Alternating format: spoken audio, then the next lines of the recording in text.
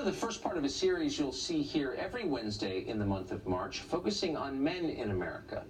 The signs are everywhere. If you're a middle-aged man, you probably know a peer who has killed himself in recent years, at least one.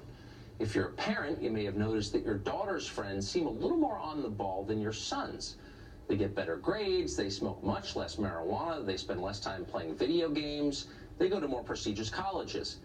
If you're an employer, you may have noticed that your female employees show up on time. The young men often don't. And of course, if you live in this country, you've just seen a horrifying series of mass shootings, far more than we've ever had. Women didn't do that. In every case, the shooter was a man.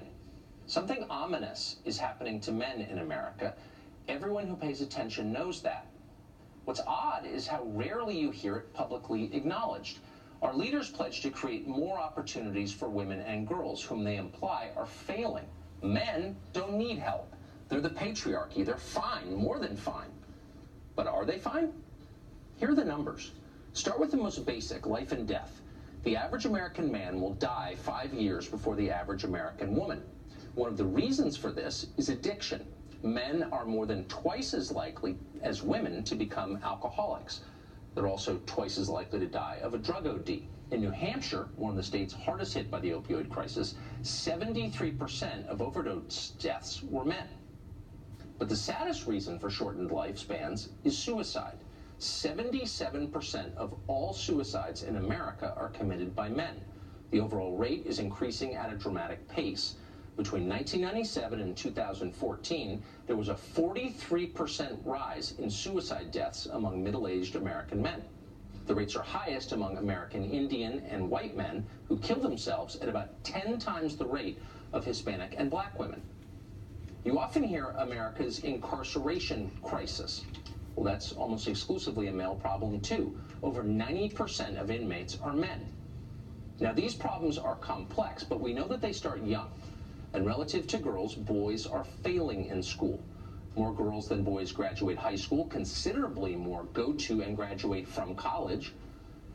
In schools at every level, boys account for the overwhelming majority of discipline cases. One study found that fully 1 in 5 high school boys had been diagnosed with some form of hyperactivity disorder. That's compared with just 1 in 11 girls.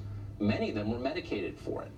The long-term health effects of those medications, not fully understood, but they do appear to include depression in later life.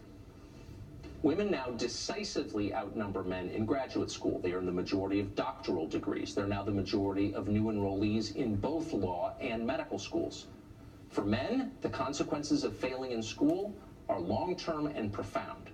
Between 1979 and 2010, working-age men with only high school degrees saw their real hourly wages drop about 20%.